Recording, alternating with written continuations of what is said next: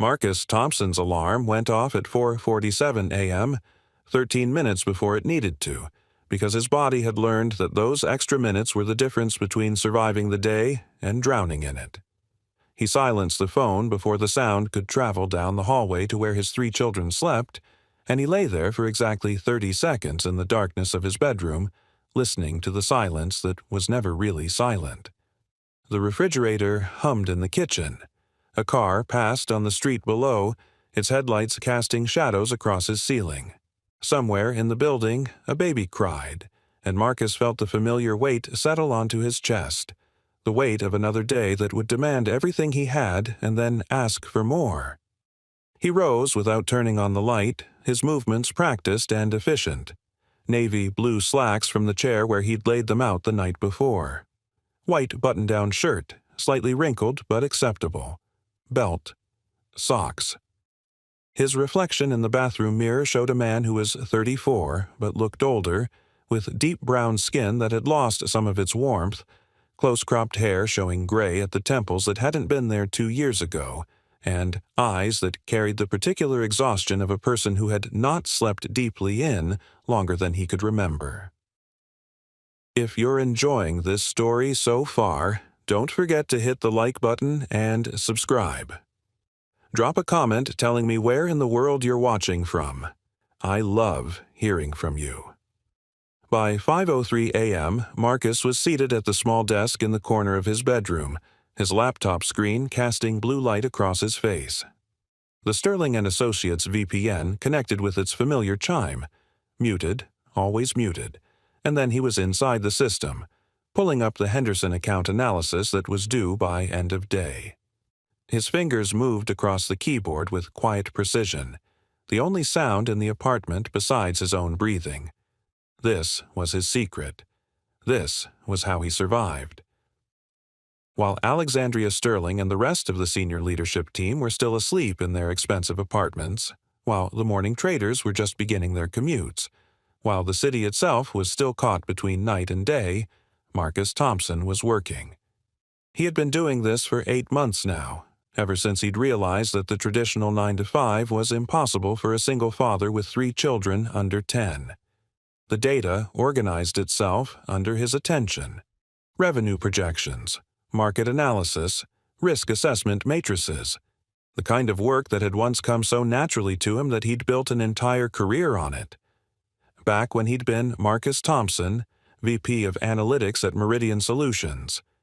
Back when he'd had a wife and a future and the luxury of thinking that hard work and talent were enough to guarantee success.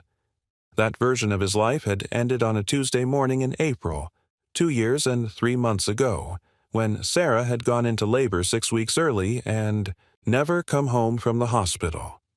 Ava had survived. Sarah had not. And Marcus had learned that some losses rewrote everything. That you could wake up one day in a completely different life with no map for how to navigate it. At 6:47 a.m., he saved his work, logged his hours in the time-tracking system, 5 hours and 44 minutes, the same as yesterday, the same as the day before, and closed his laptop. He had exactly 43 minutes before Emma needed to be awake for school. The kitchen was small but clean, the counters cleared except for the coffee maker he'd prepared the night before. It sputtered to life at the press of a button, filling the apartment with the smell of cheap grocery store coffee that Marcus had long since stopped tasting. While it brewed, he moved through his morning choreography. Emma's lunch assembled from carefully rationed supplies, sandwich, apple slices, granola bar, juice box. Jordan's morning medication measured out, the liquid bright pink in the small plastic cup. Ava's sippy cup filled with milk, not too cold, exactly the temperature she'd accept without protest. The oatmeal was bubbling on the stove when he heard the first stirrings from the bedroom Emma shared with Jordan. A moment later, his oldest daughter appeared in the doorway, her natural hair flattened on one side from sleep, her Disney princess nightgown twisted around her small frame. "Morning, baby girl," Marcus said, his voice soft. "Sleep okay?" Emma nodded, rubbing her eyes. She was 9 years old with her mother's warm brown skin and Marcus's serious expression, and she had become too grown up too fast in the 2 years since Sarah died. She climbed onto one of the kitchen chairs and watched him work with the quiet observation of a child who had learned to read her parents' moods. "Is it oatmeal day?" she asked. "Oatmeal day," Marcus confirmed, "with cinnamon and brown sugar, just how you like it." Jordan appeared next, 7 years old and still half asleep, dragging his favorite blanket behind him. He climbed into Marcus's lap without asking, and Marcus held him with one arm while stirring the oatmeal with the other, breathing in the little boy's smell of his son's hair, feeling the weight of him like an anchor to something real and necessary. "Daddy, I don't want to go to school today," Jordan mumbled against his chest. "I know, buddy. But you've got that science project presentation, remember? You've been working on that volcano for 2 weeks. What if I mess up?" "You won't mess up, and even if something goes wrong, I'll still be proud of you." Marcus kissed the top of his head. "You're going to be amazing." Ava was the last to wake, announcing her presence with a shriek of "Daddy!" that could probably be heard in the next building. She was 4 years old, all dimples and wild curls and boundless energy, and she had never known her mother except through the photos Marcus kept on the living room wall and the stories he told before. Ugh, bedtime. "Good morning, sunshine," Marcus said, scooping her up as she ran toward him. "Did you have good dreams?" "I dreamed about pancakes," Ava declared. "Big ones, with chocolate chips. How about oatmeal with cinnamon instead? We'll save pancakes for Saturday." "Promise?" "Promise." They ate breakfast together at the small kitchen table, Emma helping Ava with her spoon, Jordan narrating an elaborate story about his volcano that was definitely not scientifically accurate, but was delivered with such enthusiasm that Marcus couldn't bring himself to correct it. These moments, the 4 of them together, safe and fed and relatively calm, these were what Marcus held on to during the impossible parts of his day. At 7:43 a.m. he stood in Emma's room, his large hands surprisingly gentle as he worked through her hair. This was the part that had taken him the longest to learn after Sarah died. The detangling spray, the wide-tooth comb, the careful sections, the smooth pulls that didn't tug or hurt. He'd watched dozens of YouTube videos, practiced on a doll head he'd ordered online, asked for help from Mrs. Patterson next door until he could do it himself. "2 braids today, or ponytails?" he asked. "Braids," Emma decided. "The ones that go straight back." His fingers moved with practiced efficiency, parting, smoothing, braiding. Emma sat perfectly still, used to this routine, and Marcus felt a fierce surge of love for his daughter's patience, for the way she'd adapted to having a father who was learning as he went. "Daddy?" Emma said quietly. "Are you going to be late to work again today?" Marcus's hands paused for just a moment. "Probably, sweetheart. But it's okay. I'm handling it." Madison's mom said her dad got fired for being late too much. She said companies don't care if you have a good reason. The anxiety in her voice cut through him. She was 9 years old and worrying about whether her father would lose his job, 9 years old and carrying burdens that should have been his alone. "Hey," he said gently, turning her around to face him. "Look at me. I'm not going to get fired, okay? I'm doing my job and I'm doing it well. Sometimes grown-up work is complicated, but you don't need to worry about that. That's my job, to worry about the grown-up stuff. Your job is to be 9 and think about school and friends and what book you're going to read next." Emma nodded, but Marcus could see the doubt in her eyes, and he hated that she'd learned so young that sometimes promises couldn't be kept. By 8:15 a.m. they were out the door, Emma with her backpack and lunchbox, Jordan with his carefully wrapped volcano, Ava in her stroller because she declared her legs were too tired to walk. The morning air was crisp, autumn settling into the city with the smell of coffee from corner shops and the sound of traffic building toward rush hour. Marcus navigated the sidewalk with the efficiency of repetition. 4 blocks to Emma's school, PS 114, where he walked her to the gate and reminded her that Mrs. Patterson would pick her up at 3:30.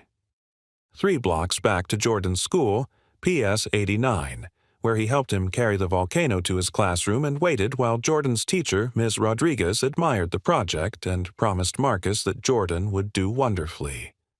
"Mr. Thompson," Ms. Rodriguez said quietly as Jordan ran off to join his friends. "I wanted to mention, Jordan was pretty emotional yesterday during reading time. He was looking at a book about families and he had a hard time." Marcus's chest tightened. "Thank you for telling me. I'll talk to him tonight." "He's doing remarkably well, all things considered," she continued, her expression kind. "You're doing a wonderful job." The words should have felt like validation, but instead they just felt like pressure. One more person noticing how hard he was working. One more person who might eventually realize it wasn't enough.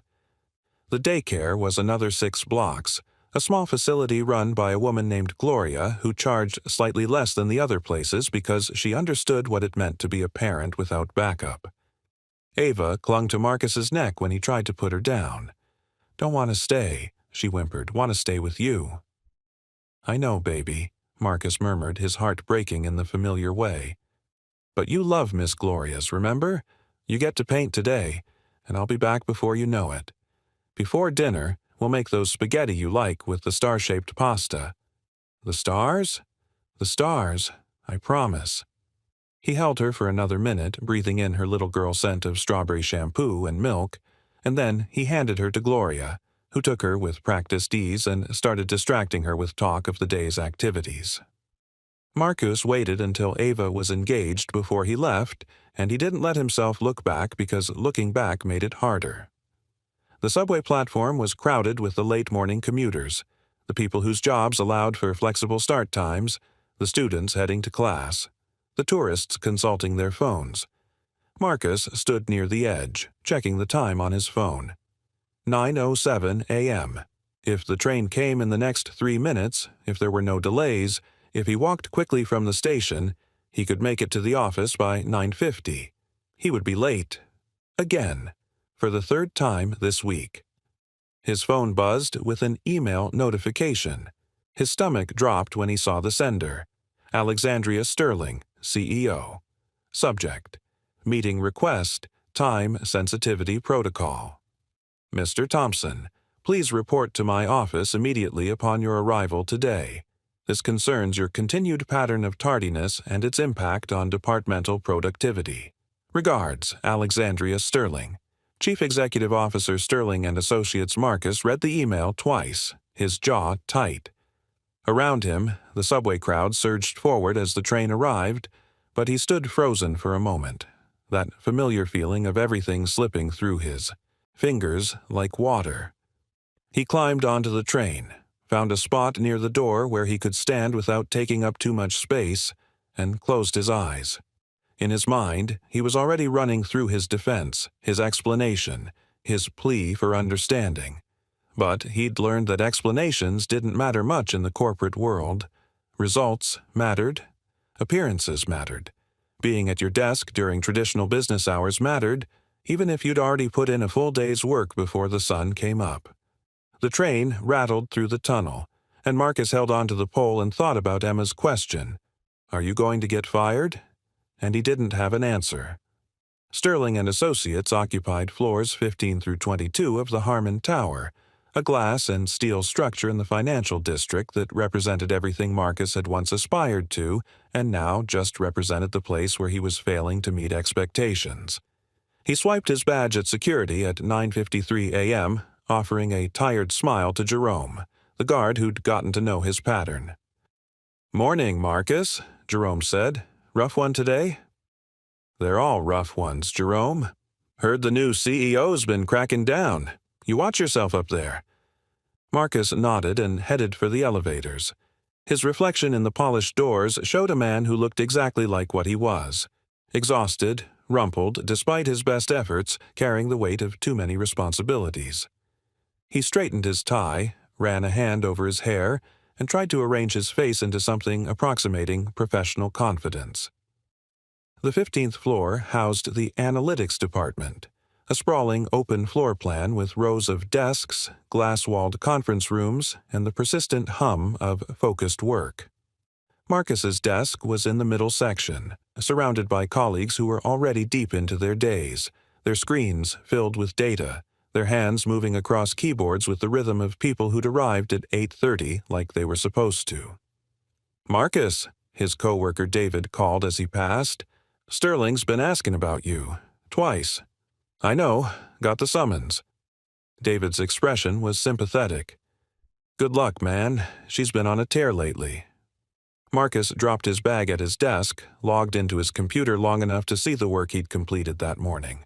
5 hours and 44 minutes, already logged, and then he headed for the elevator bank that would take him to the 22nd floor. Executive territory. The elevator was empty, which felt appropriate. Marcus rode up alone, watching the numbers climb, thinking about how he was going to explain this, wondering if there was any explanation that would matter. The 22nd floor was a different world. Plush carpeting, art on the walls, floor-to-ceiling windows that offered views of the city that seemed designed to remind you of your place in the hierarchy. The reception desk was staffed by a young woman named Melissa who looked up with barely concealed pity when she saw him. "Mr. Thompson," she said, "Miss Sterling is expecting you. Go right in." The double doors to the CEO's office were intimidating by design. Dark wood, heavy handles, the physical manifestation of power and authority. Marcus knocked twice, heard a crisp "Enter," and pushed through. Alexandria Sterling stood behind her desk, backlit by the massive windows that framed her like a portrait. She was 29 years old, though she carried herself with the authority of someone much older. Her dark brown skin was flawless, her natural hair styled in an elegant twist that probably cost more than Marcus's monthly grocery budget. She wore a charcoal suit that fit perfectly, and when she looked at him, her dark eyes were sharp and assessing. "Mr. Thompson," she said, not inviting him to sit, "thank you for coming. Though I notice it's now 10:03, I requested your presence immediately upon arrival. I apologize, Mr. Sterling, I had to drop my—" He stopped himself, suddenly aware that explaining about his children would sound like an excuse. "I came as quickly as I could." Alexandria's eyebrow raised slightly. "I've been reviewing departmental attendance records," she said, walking around her desk with measured steps. "You've been late 17 times in the past 2 months. You consistently arrive between 9:45 and 10:15, well after the standard 8:30 start time. You also leave promptly at 3:00 p.m., regardless of project deadlines or team needs." Marcus felt heat rise in his face, but he kept his voice even. "Miss Sterling, I can explain—" "I'm not interested in explanations, Mr. Thompson. I'm interested in results and commitment. Sterling and Associates maintains its reputation through the dedication of its employees. When members of the team fail to meet basic expectations of presence and availability, it affects everyone." She picked up a folder from her desk and held it toward him. Inside were printouts, his attendance records marked in red, showing every late arrival and early departure for the past 8 months. "I inherited this company from my father 4 months ago," Alexandria continued, her tone precise and businesslike. "I've been reviewing operations, identifying inefficiencies, establishing clear standards. What I will not tolerate is mediocrity or excuses. Either you can meet the requirements of your position, or we need to discuss whether this role is appropriate for your current circumstances." The word "circumstances" hung in the air like an accusation. Marcus's jaw tightened. He thought about the 5 hours he'd already worked today. He thought about the Henderson analysis sitting in his completed folder, the revision to the Markham projections he'd finished yesterday at 5:17 a.m., the data integrity report that had saved the company from a significant client miscommunication. "Mrs. Sterling," he said carefully, "with respect, I've met every deadline assigned to me. My work quality has been consistently rated excellent. I've caught errors that would have cost the company." "Your work quality isn't in question," she interrupted. "Your commitment is. This company requires team members who are present, who are available, who prioritize their work." She set the folder down and fixed him with that sharp gaze. "I'm implementing a new policy. 3 formal attendance violations result in termination. You're currently at 2. Consider this your final warning." Marcus felt the words like a physical blow. 2 violations. 1 more late arrival and he'd lose his job, lose his health insurance, lose the income that kept his children fed and housed and safe. "I understand," he said, though his voice was tight. "Do you?" Alexandria leaned against her desk, her posture suggesting casual authority. "Because I get the impression that you don't take this seriously, that you think the rules that apply to everyone else somehow don't apply to you." The unfairness of it crashed over Marcus like a wave. She had no idea. She stood there in her expensive suit in her corner office with her inherited company, and she had absolutely no idea what his life looked like, what he was managing, what it cost him to be here at all. But he couldn't say that. He couldn't tell her about Emma and Jordan and Ava. He couldn't explain about the 5 a.m. wake-ups and the 12-hour days split across impossible schedules. He couldn't make her understand that he was doing everything humanly possible, and it still wasn't enough.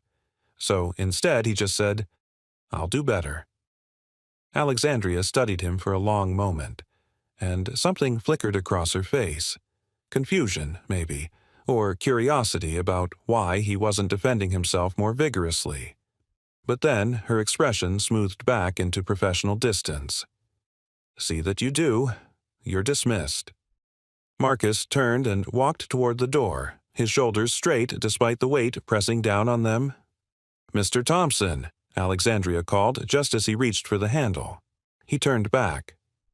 "Why are you always late?" she asked, and there was something in her voice that wasn't quite accusatory, something that might have been genuine question. "What is it that prevents you from arriving on time like everyone else?" Marcus looked at her, really looked at her, and for a moment he almost told her everything. About the 4:47 a.m. alarm and the breakfast preparation and the hair braiding and the 3 schools and the daycare and the impossible juggling act that was his entire life. He almost explained that he wasn't late, not really, that he'd been working longer and harder than anyone else in the building, that his version of commitment looked different than hers but was no less real. But then he saw the way she was looking at him, like a CEO looking at an underperforming employee, like someone who'd already made up her mind, and he swallowed all those words. "Life," he said simply. "Life prevents me." Alexandria's brow furrowed slightly, as if she couldn't quite comprehend what he meant. And maybe she couldn't. Maybe from her vantage point at the top of the tower, life looked like something easily managed, easily organized, easily controlled. "Then I suggest you get your life under control, Mr. Thompson," she said, "before it costs you your career." Marcus nodded once and left, closing the heavy doors behind him. In the elevator alone again, going down, he leaned against the wall and closed his eyes. His phone buzzed, a reminder that he had a meeting in 15 minutes, that the Peterson account needed his review, that life kept moving forward whether he could keep up with it or not. He took a deep breath and straightened his shoulders. Emma and Jordan and Ava were counting on him. Losing this job wasn't an option, which meant he had to find a way to make the impossible work. Somehow, he always did. That evening, Marcus sat on his couch after the children were asleep, his laptop open to a job search website he'd been visiting more frequently lately. The apartment was quiet except for the hum of the refrigerator and the distant sound of someone's television through the wall. His coffee had gone cold an hour ago, but he kept sipping it anyway, needing the ritual more than the caffeine. 3 violations and he was out. He had 1 left. He scrolled through job postings, each one requiring either hours he couldn't work or qualifications he no longer had time to maintain. The positions that matched his experience all assumed availability for early meetings, late projects, business travel. The positions that offered flexibility paid half what he was making now, which meant he'd lose the apartment, have to move, disrupt the kids' schools just when they were finally settling. His phone rang. Mrs. Patterson from next door. "Marcus, honey, I hate to bother you so late, But I wanted to remind you that I've got that doctor's appointment next Thursday. I won't be able to pick up Emma and Jordan from school." Marcus pulled up his calendar, already knowing what he'd find. Thursday was the Brennan presentation, scheduled for 3:00 p.m., mandatory attendance, the exact time he'd need to leave to make school pickup. "That's fine, Mrs. Patterson. Thank you for letting me know. I'll figure something out." "You sure? I can try to reschedule." "No, please, you take care of yourself. I'll handle it." After he hung up, Marcus sat in the darkness, doing math that didn't work. If he missed the presentation, that would be noted as lack of commitment. If he left early to get the kids, that would be his third violation. If he found alternate care, that would cost money he'd already allocated to Jordan's asthma medication refill. He thought about Alexandria Sterling's question. "Why are you always late?" Because his day started at 4:47 a.m., because he worked 5 hours before anyone else arrived, because he was raising 3 children alone on a salary that was supposed to support a dual-income household, because the world was built for people with backup, with partners, with the kind of privilege that meant work came first and life arranged itself around it, because he was doing the absolute best he could, and it still wasn't enough. Marcus closed his laptop and walked down the hallway to check on his children, the way he did every night before he finally let himself sleep. Emma was sprawled across her bed, one arm hanging off the side, her braids slightly mussed but still intact. Jordan was curled into a tight ball, his volcano diagram clutched in his hand even in sleep. And Ava was in her toddler bed, her purple stuffed bunny tucked under her chin, her face peaceful in a way that made Marcus's chest ache. They were worth it. Every impossible day, every exhausted moment, every time he wanted to collapse but kept going, they were worth all of it. He just had to find a way to make it work. Somehow, he always did. The breakthrough came at 5:23 a.m. on a Thursday morning, though Alexandria Sterling didn't know it yet. She was in her home office, unable to sleep again, scrolling through company metrics with the kind of restless energy that had defined her first 4 months as CEO. The Sterling and Associates dashboard glowed on her screen, showing real-time data about productivity, billable hours, project completion rates. She filtered by employee, sorting by various metrics, looking for patterns that might explain why certain departments were outperforming others. That's when she noticed it. Marcus Thompson's time log showed activity at 5:17 a.m. She frowned, assuming it was an error, some glitch in the system. But when she clicked through to the detailed records, she found entries going back months. Every single weekday, without exception, logged work hours beginning between 5 and 5:15 a.m. Alexandria leaned closer to her screen, scrolling through the data with growing confusion. 5 hours of work before the official start time. Every day, for 8 months straight. She pulled up his project completion records, the Henderson analysis she'd assigned last week, completed and submitted at 6:42 a.m. on the due date. The Markham projections, finished at 5:51 a.m., the quarterly report that had saved them from a client miscommunication, time-stamped 5:33 a.m. Marcus Thompson wasn't late to work. He was finishing work before she even woke up. Alexandria sat back in her chair, her mind racing. Why would someone work those hours? Why arrive at the office at 10 if you'd already completed a full day's work? It didn't make sense unless... "Life prevents me," he'd said. She looked at the clock. 5:28 a.m. On impulse, she opened her company directory and found his address. Carlton Heights, a neighborhood she'd driven through exactly once on her way to a charity gala. Working class, modest, the kind of place where people lived paycheck to paycheck. Alexandria made a decision that would change everything. She was going to find out exactly what Marcus Thompson's life looked like. At 5:47 a.m., Alexandria Sterling stood outside a modest apartment building in Carlton Heights, questioning her sanity. Her Mercedes looked absurdly out of place on this street, and she was overdressed in her tailored pantsuit and heels. The morning air was cold, The sky still dark, and she was about to knock on an employee's door unannounced. This was wildly inappropriate, unprofessional, potentially illegal from an HR standpoint. She knocked anyway. The door opened 30 seconds later, and Marcus Thompson stood there in sweatpants and a Georgetown t-shirt, his laptop under one arm, a cup of coffee in his hand, and an expression of complete shock on his face. "Mr. Sterling." His voice was barely above a whisper, clearly trying not to wake someone. "What are you? How did you?" "I need to discuss something urgent," Alexandria said, feeling suddenly foolish but committed now. "May I come in?" Marcus looked behind him, then back at her, and she saw genuine panic in his eyes. My children are still sleeping. I can't. This isn't." "Your children?" Alexandria felt something click into place. "How many children, Mr. Thompson?" Before he could answer, a small voice called from inside the apartment. "Daddy, who's at the door?" A little girl appeared behind Marcus, maybe 8 or 9, with her hair in a bonnet and Princess Tiana pajamas. She looked at Alexandria with undisguised curiosity. "Go back to bed, Emma," Marcus said gently. "It's still early." "But who is she?" "Someone from Daddy's work. Please, baby girl, just give me 5 minutes." Emma studied Alexandria for a long moment, then retreated down the hallway.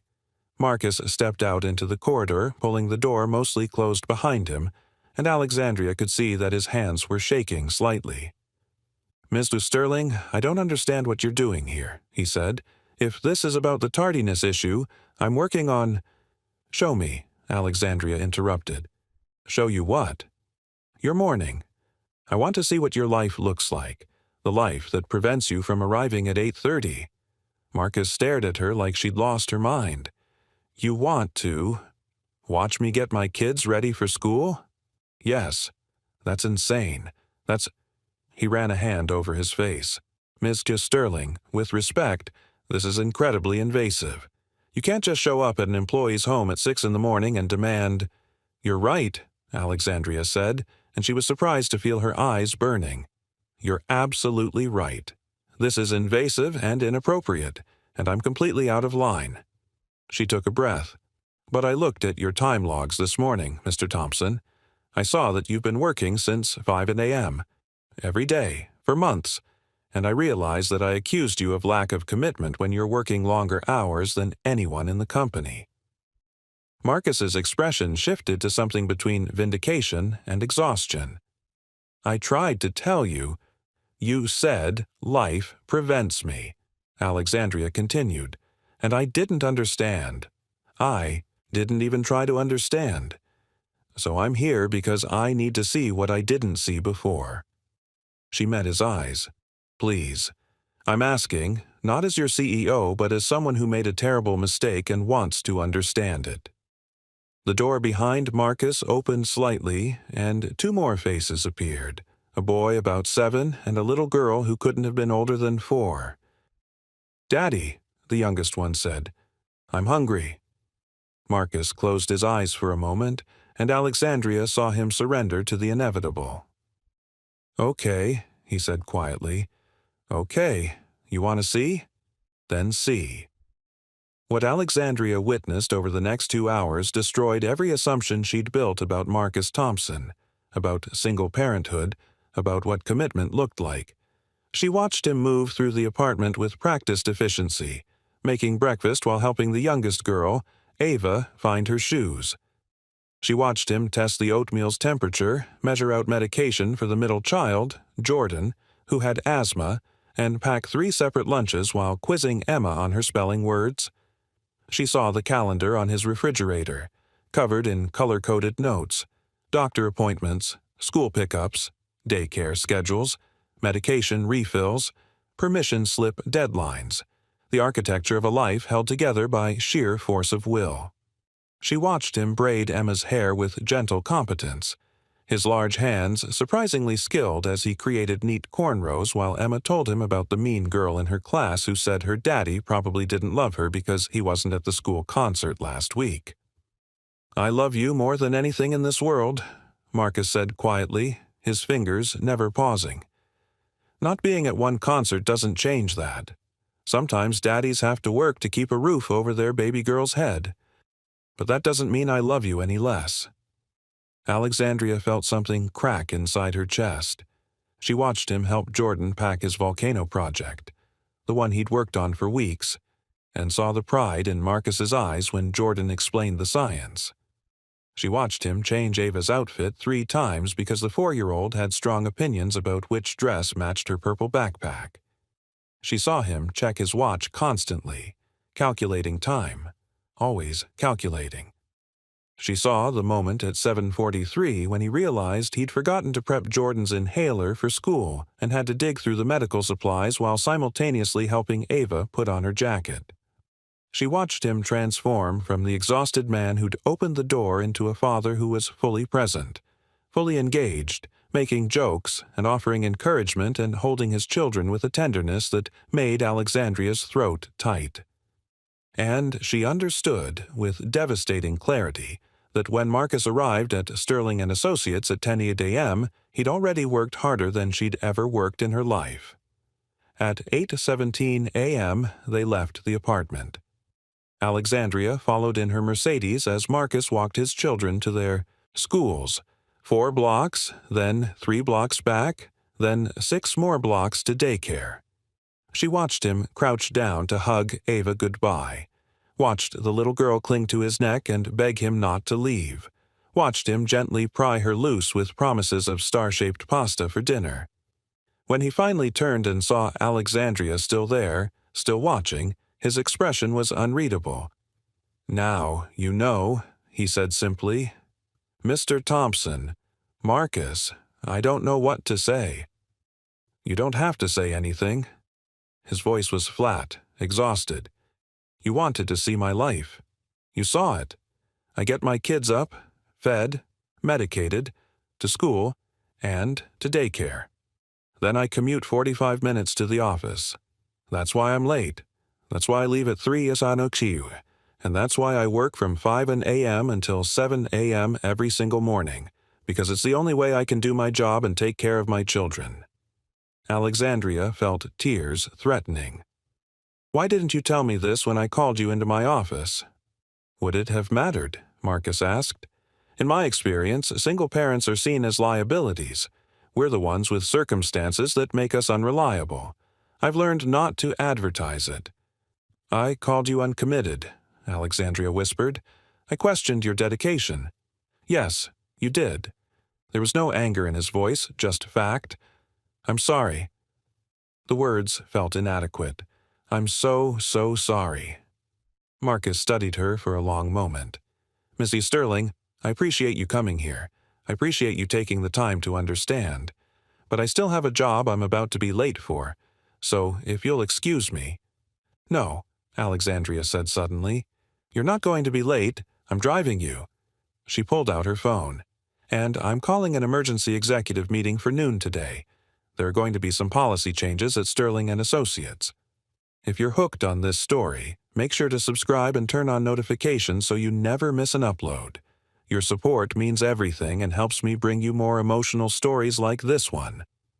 The conference room fell silent when Alexandria walked in at noon with Marcus Thompson beside her.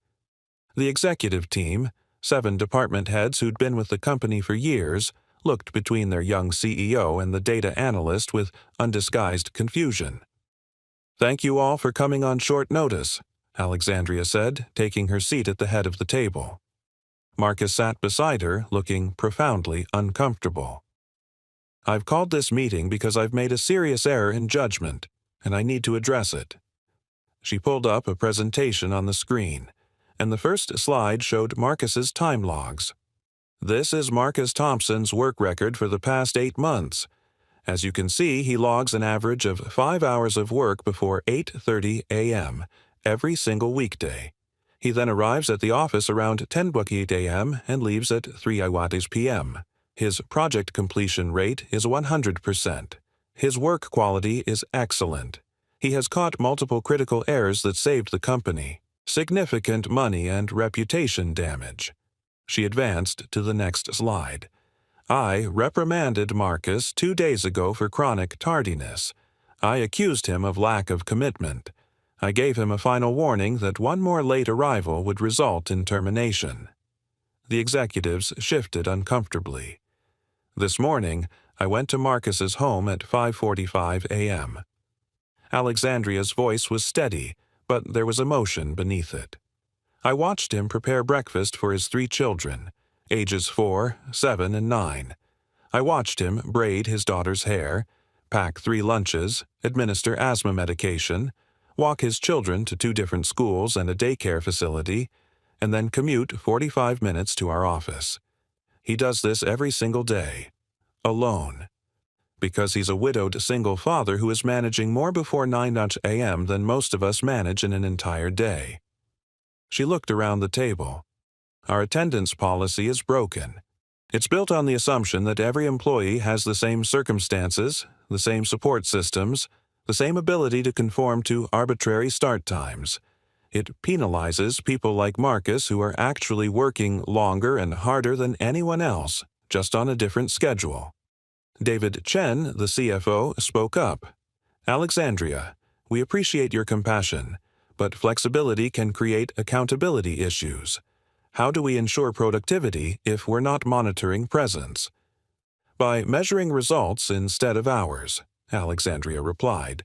By evaluating output instead of face time.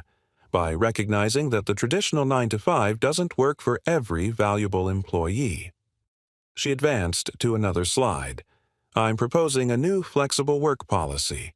Core hours from 10 a.m. to 2 p.m. when everyone should be available for meetings. Outside those hours, employees can work whatever schedule meets their needs, as long as they meet their deadlines and deliverables. That's radical, another executive said. So is asking parents to choose between their careers and their children, Alexandria countered. So is losing exceptional talent because we're more concerned with tradition than results. She turned to Marcus. I owe you an apology, Marcus. A public one.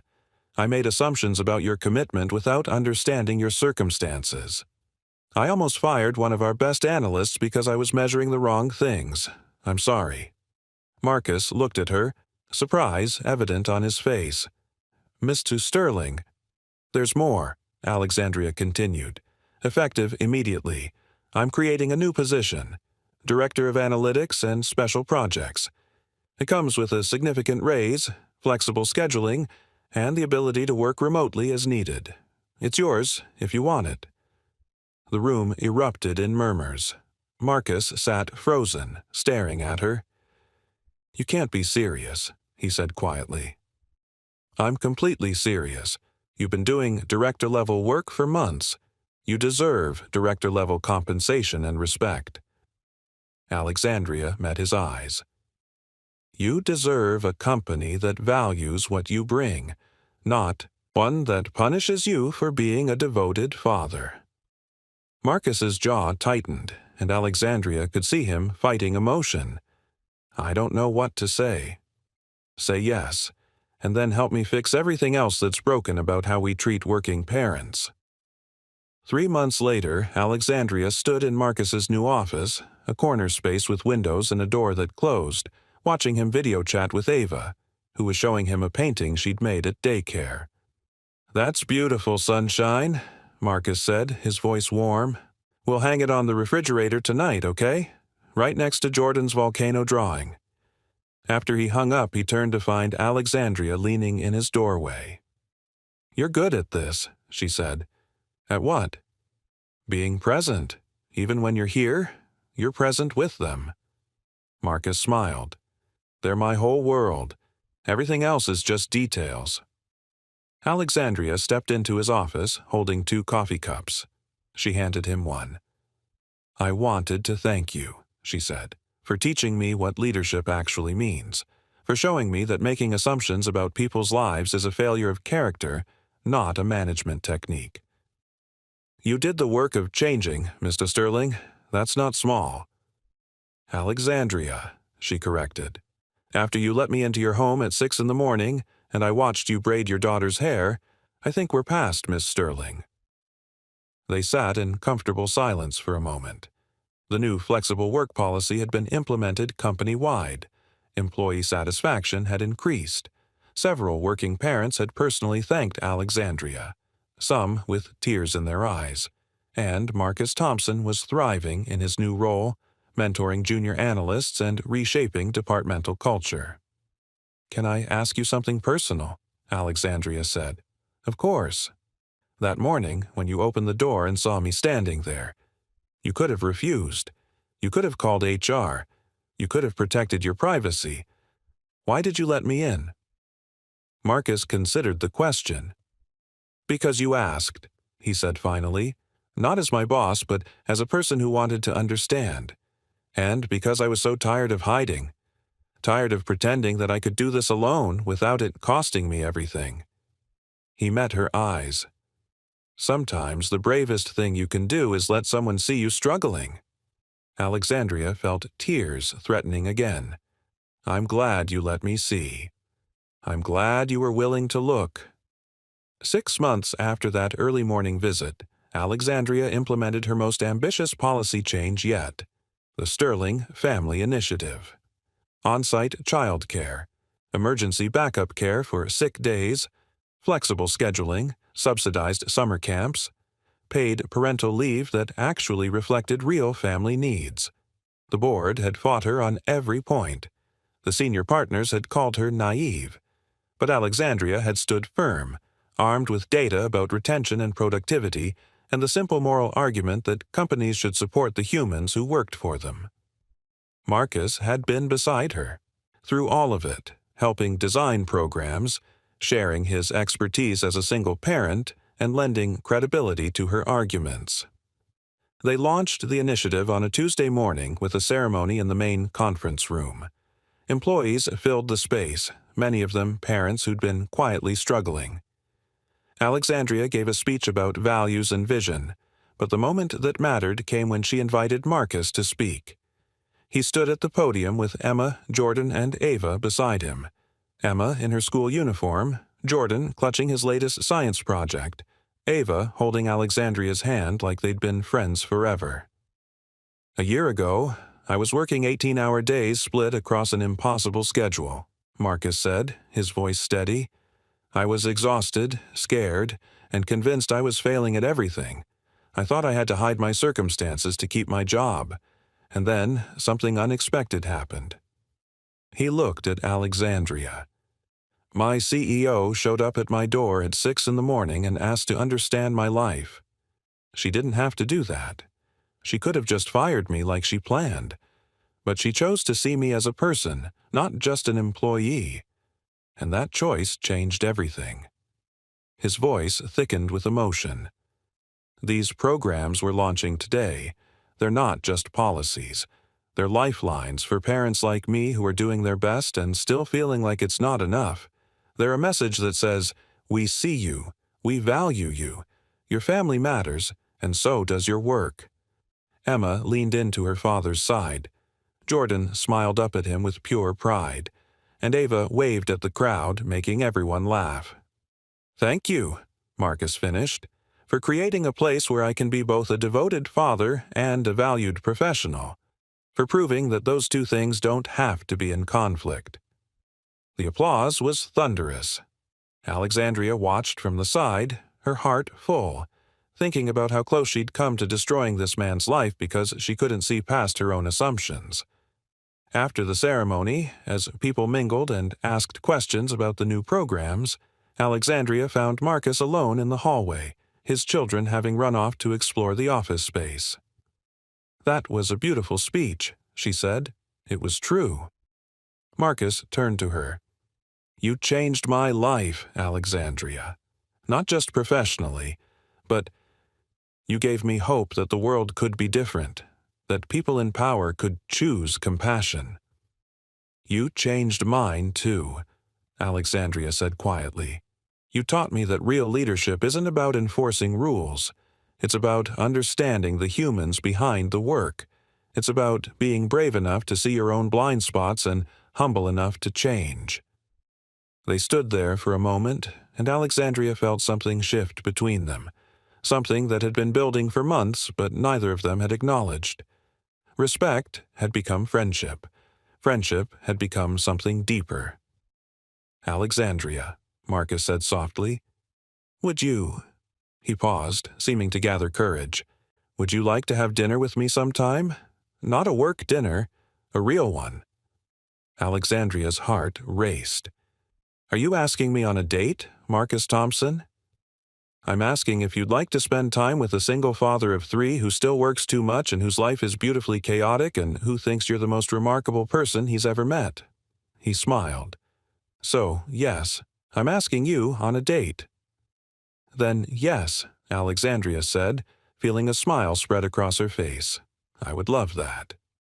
Down the hallway, they heard Ava's shriek of laughter and Jordan's excited voice explaining something about volcanoes.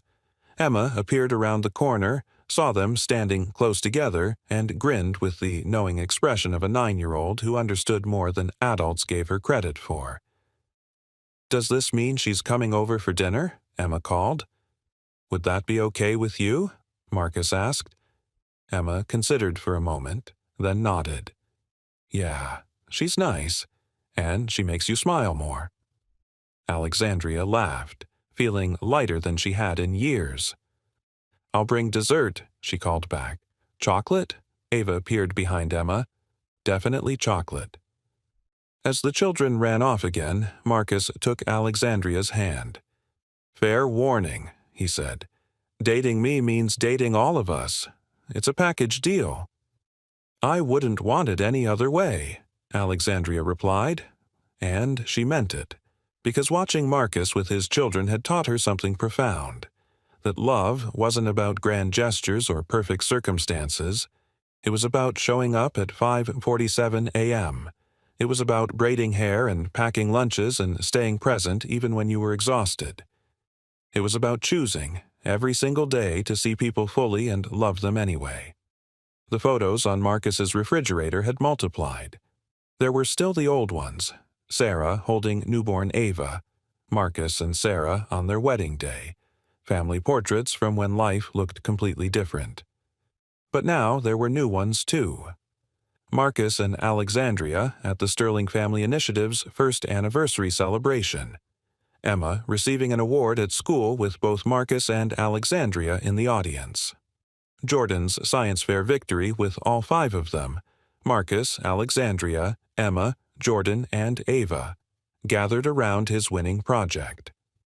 Ava's 4th birthday party where Alexandria had worn a princess crown and played tea party for 3 hours without complaint. The apartment had changed too.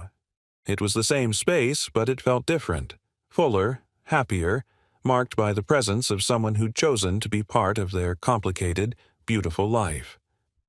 Alexandria arrived at 6:30 p.m., her workday finished, carrying groceries for the dinner she'd promised to cook.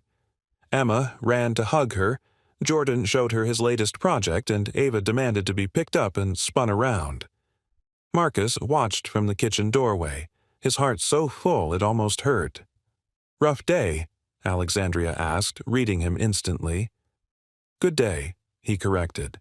"Just thinking about how different everything is now." She came to stand beside him, fitting perfectly under his arm. Different good, different amazing.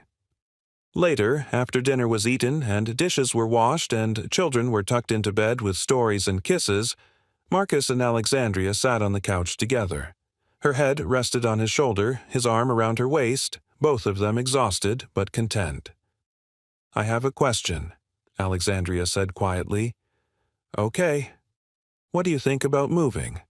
Not far, just maybe a place that's bigger, with a real office for you and a proper bedroom for Ava and space for all of us." Marcus pulled back to look at her. "All of us?" "If you want," Alexandria said, and there was vulnerability in her eyes. "I know it's fast. I know we haven't talked about living together, but I'm here every night anyway, and I want—" She paused. "I want this to be my family, officially. Not just the person who comes over for dinner, but someone who's really part of your life. Part of their lives." "You already are," Marcus said, his voice rough with emotion. You've been part of our family since the morning you showed up at my door and asked to understand my life instead of judging it. So, is that a yes? That's a yes. To a bigger place, to making this official, to all of it. He kissed her softly. To choosing each other, every day at 5:47 a.m. and every moment after. Alexandria smiled against his lips. At 5:47 a.m., I'll be sleeping, because you will have set your own schedule like I should have let you do from the beginning. Marcus laughed. Fair enough. But the point stands. I choose you. We choose you. And in the morning, when Marcus's alarm went off at 4:47 a.m., he woke to find Alexandria beside him, her hand in his, choosing to be part of his impossibly early morning, his complicated life, his beautiful chaos. Because sometimes the best love stories started with someone brave enough to ask, "Why are you always late?" and then humble enough to really listen to the answer. Sometimes they started with a CEO showing up at 5:47 a.m. and discovering that commitment looked nothing like she'd imagined. And sometimes they started with a single father who kept choosing to show up, to work harder, to love bigger, until the right person finally saw him for who he really was. Thank you so much for watching until the end. If you loved this story, check out the other videos on your screen now. I think you'll really enjoy them. And don't forget to subscribe if you haven't already. See you in the next story.